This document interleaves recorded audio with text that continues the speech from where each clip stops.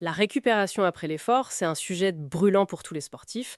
On entend partout parler des bains froids, parfois comme une solution miracle. Oui, c'est très à la mode. Mais voilà, que dit la science récente, et si l'effet était surtout psychologique. C'est une excellente question. Aujourd'hui, justement, on va analyser une étude assez fascinante qui a comparé l'immersion en eau froide, l'immersion en eau chaude et un placebo. Mhm. Et ça sur la récupération et les adaptations à l'entraînement de jeunes footballeurs, de haut niveau en plus. C'est ça, une étude parue dans l'European Journal of Applied Physiology. Exactement. Notre but ici, c'est vraiment de décortiquer ces recherches pour comprendre ce qui marche vraiment et quelle est la part du mental là-dedans. C'est crucial, je pense, pour les professionnels de santé, les kinés, qui suivent les athlètes. Bon, allons-y. Alors, pour poser le contexte, l'étude a suivi 40 jeunes footballeurs suédois, entre 15 et 19 ans, qui jouent au niveau national. D'accord? Ils ont été divisés en 3 groupes après entraînement au match. Soit immersion en eau froide, c'est le CWI à 10 degrés Celsius pendant 10 minutes. 10 degrés, c'est froid. Oui, c'est assez standard pour le CWI. Soit immersion en eau chaude, HWI, 42 degrés Celsius pendant 20 minutes. Ou alors, un groupe placebo. Un placebo. Comment ils ont fait ça? Alors là, c'était un faux traitement laser, 6 minutes, sans aucun effet réel, bien sûr.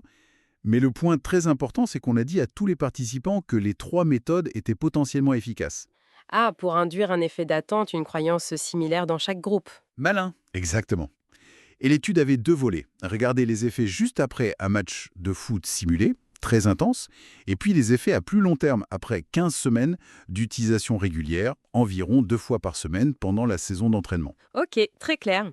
Alors commençons par le court terme. Juste après le match simulé, est-ce que le bain froid ou le bain chaud a permis de récupérer plus vite, physiquement parlant? Eh bien, les résultats sur la période clé, entre 21 et 45 heures après le match, ils sont assez nets. Oui, Aucune différence significative entre les 3 groupes, que ce soit pour la performance aérobie, type test yo-yo, le sprint sur 20 mètres, la détente verticale, le fameux CMG, ou même la force musculaire du genou. attendez.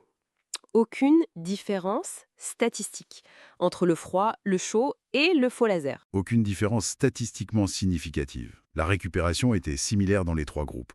Et d'ailleurs, dans tous les groupes, les performances restaient moins bonnes qu'avant le match. La fatigue était bien là pour tout le monde. Mais alors ça veut dire que l'effet qu'on prête souvent au bain froid ou chaud sur la récupération physique immédiate, il ne serait pas supérieur à celui d'un traitement bidon auquel on croit. Mhm. C'est quand même fou, non? C'est exactement ce que cette étude suggère, oui, dans ce contexte bien précis. Ça montre bien que la récupération physique, ce n'est pas juste une histoire de muscles et de lactate, c'est un phénomène psychobiologique complexe. Psychobiologique. Oui, l'effet placebo, c'est-à-dire la croyance en l'efficacité de ce qu'on fait, semble jouer un rôle vraiment majeur, au moins aussi important, ici, que les effets physiologiques directs du chaud ou du froid sur les performances qu'ils ont mesurées. Donc la popularité de l'eau froide pourrait reposer en grande partie sur cette croyance en voie. C'est une interprétation forte des résultats, oui, plutôt que sur des bénéfices physiologiques prouvés supérieurs à un placebo crédible, en tout cas pour ce type d'effort et ces mesures de récupération. Fascinant. Et sur le long terme alors, après les 15 semaines d'entraînement, est-ce qu'une des méthodes a permis de progresser plus que les autres? Alors, là aussi, sur les 15 semaines, l'étude n'a montré aucune différence significative entre les groupes CW, HW et placebo. Même pas sur la composition corporelle ou le développement physique? Non. Pour la composition corporelle, les gains étaient similaires partout, probablement liés à la croissance normale des ados et à l'entraînement global. Et pareil pour le développement des qualités physiques. Endurance, sprint, saut, force. Pas d'avantage clair pour une méthode par rapport aux autres. Cela dit, il y a une petite nuance.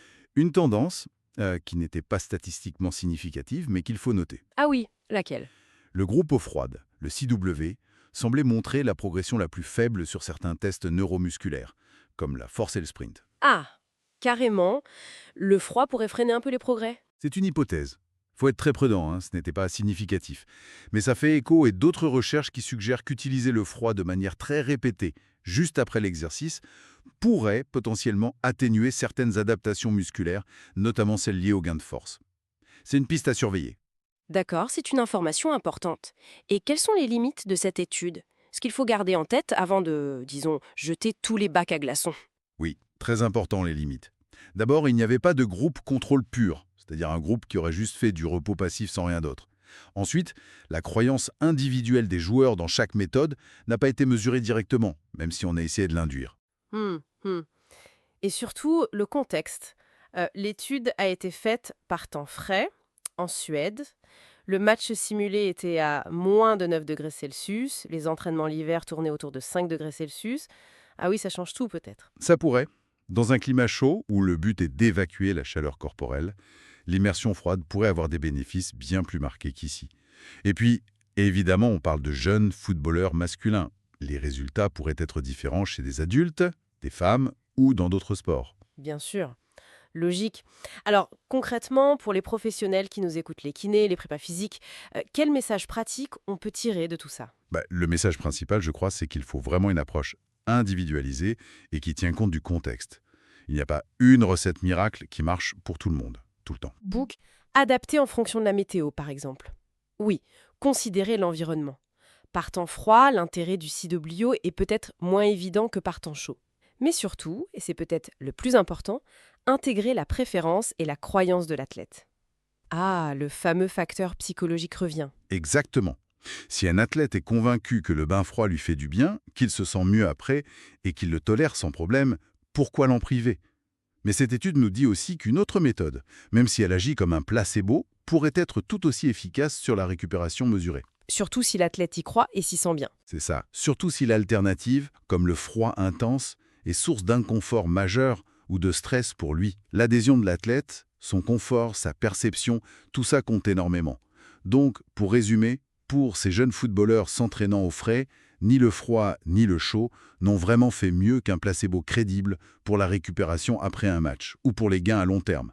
Le mental, la croyance de l'athlète, ça semble être un facteur absolument clé. Tout à fait. Et ça ouvre une réflexion qui est, je trouve, passionnante pour notre pratique. Laquelle? Eh bien, si la force de la croyance, si l'effet contextuel, c'est-à-dire tout ce qui entoure le soin, la relation avec le thérapeute, l'environnement, les attentes, influence si fort la réponse du corps, comment nous, professionnels de santé, on peut utiliser ça?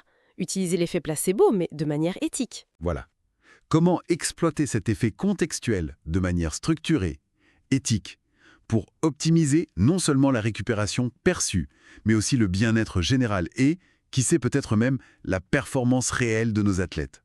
C'est une vraie question et une piste de travail très intéressante pour l'avenir, je pense.